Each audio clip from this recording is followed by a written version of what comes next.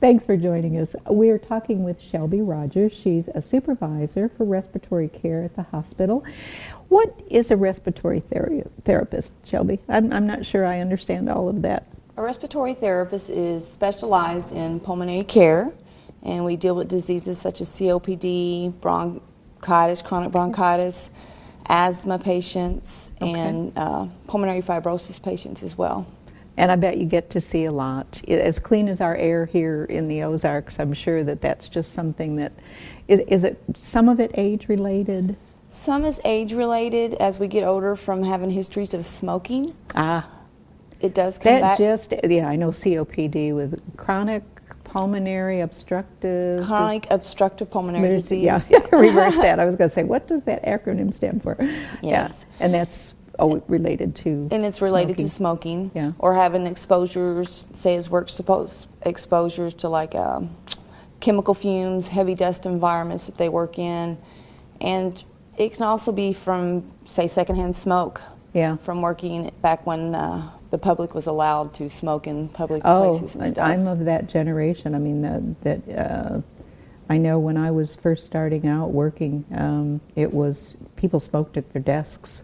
Yes. In the office environment. I've heard that a lot. Yeah, and I think back to, like, I'm not from the World War II era, I'm not quite that, but I know that folks then too. I mean, it was sort of trendy to smoke. It was trendy, and I've had military gentlemen, older gentlemen, that has let me know that I didn't smoke before I went in the military, but that was one of the things you kind of got when you went into the military. You started smoking, and kind of as a stress kind relief of be one of the guys type of thing. One of the guys. Stress reliever. And I think, if I remember, there were actually cigarette companies then that provided the cigarettes for free. Yes, or at a low cost or something for They did provide them for free. So that's what a long way we've come though since then. We have come a long ways with smoking education in schools, and we give smoking education to patients when they come in to see us at the hospital.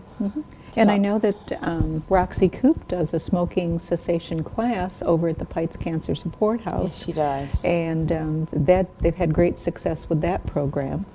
So I often tell people when they come in for like pulmonary studies that we do, testing their lungs, that about her program there, so that they can, if they want to quit, that there is help out there to help them through those steps. Yeah, and I think a lot of those programs are minimal cost, if anything. Right, they're very minimal. So, and some are free. I know they provide the patches or whatever's needed, and they've had real good success. A lot of it is almost like with weight loss, when you've got a real good support team behind you that's encouraging you and saying, okay, you can do it. That's right. It takes that. As being a respiratory therapist, I had a daughter that smoked, and they actually helped her stop smoking. Oh, wonderful. Yeah. And so, even no matter how much Mom talked. Well, sure. That peer pressure is it's pretty hard. It's pretty hard. So, this is a question that I may be way off base on this, but I am going to ask it. When you talk about, we're talking about the lungs. So, when a doctor orders a stress test for your heart and your lungs, you can actually have a stress test for your lungs, can't you? Yes, you can. Okay. And it's called an exercise stress test. We don't do too many of those. They're not ordered very often. Yeah. You get on a bicycle. It's the way we do it there. We have a mask that comes across your face with a device that measures your breaths as you exercise. And it all goes through our computer, and it analyzes that and lets the doctor know about your thresholds of your breath. Okay. I always wondered how that was conducted. I knew that, as I say, that they did it for It looks almost like a Darth Vader type mask. Something like that. Something like that. So. Yes. How long have you been at the hospital? I have been there since May of '99. Oh my goodness. We are just blessed to have you. Well, thank you. Wonderful. I really enjoy it, and it's a wonderful place to work. It sure is. I know I'm real happy to be at BRMC myself each and every day. What other types of things do you see coming through the doors? Well, we do we do emergency care as you come in with patients that are having breathing difficulties as they come in. We go in, assess them, do breathing treatments with them. We can possibly draw arterial blood gases, where we draw blood from their arteries in their wrist to tell us about their oxygen levels, their CO2 levels, the stuff that we're supposed to get rid of if they're having difficulty with that, and that gives us a direction of what type of care we need to do. How does that differ from the little clip that they attach to your finger? That's for O2. That's for O2. Okay. And we use that a lot of times to compare with that blood gas. It tells us, the difference is, it'll tell me if you're retaining CO2. And if you're retaining too much CO2 in the blood gas, that tells me that I need to give you some assistance with your breathing, such as BiPAP, or if it's really bad and everything's not working well, then we can always do ventilation. Oh, okay. So what a huge piece that is. Do you yourself respond when they do the overhead pages for respiratory? Yes. Would that be something, oh my goodness. You get to see it all then, don't you, in the emergency, Klein Emergency Center.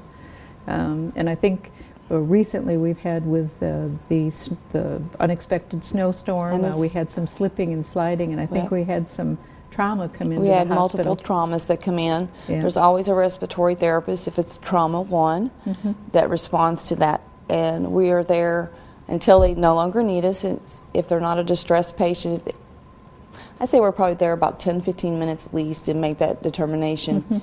If it's just a broken bone or something like that, then we go on. But we administer oxygen and we assess their respiratory at that time.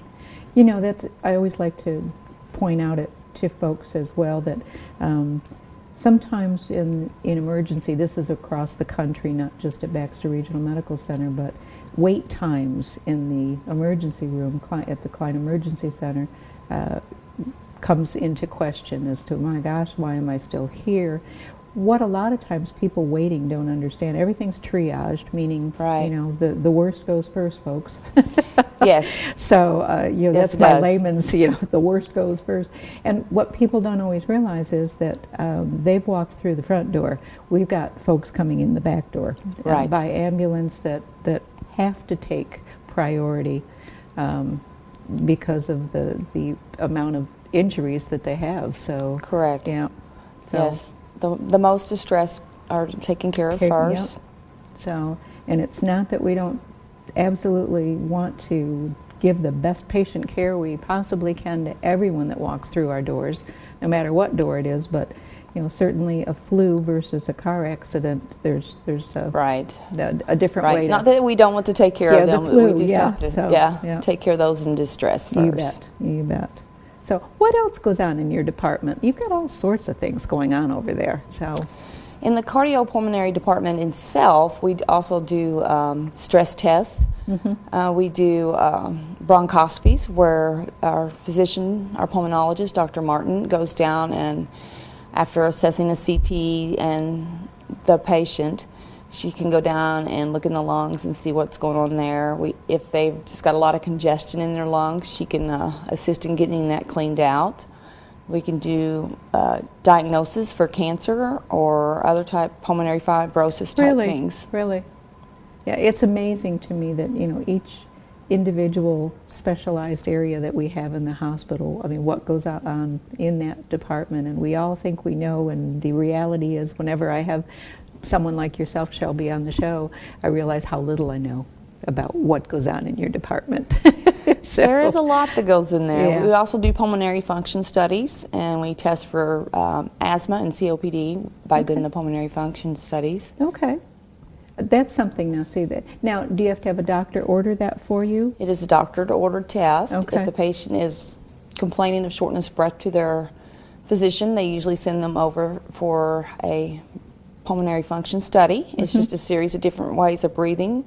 We coach you through each step of that. We're the cheerleader is what I tell them to get them through, and we just find out if they got any obstructions, restrictions. We can find out about any lung capacity deficiencies, as well as whether the lungs are exchanging the gases that we breathe. Wow. Is it a long period of time to do the testing? I mean, it can take about 45 minutes to an hour, depending on what test. If they order the testing for reactive airway, which is called a methacholine challenge, it'll take almost 2 hours. Really? because we do the whole first part of the test, and then we add a second part to it that takes a little bit longer. Yeah. So what would you recommend to people that are watching today that are saying, you know, I've got some shortness of breath? I'm sure some of it may be lung related, some of it may be weight related. Right. What would be some other causes perhaps? That would probably be the two biggest ones, I'm sure. It could be related to if they have a reactive airway type disease.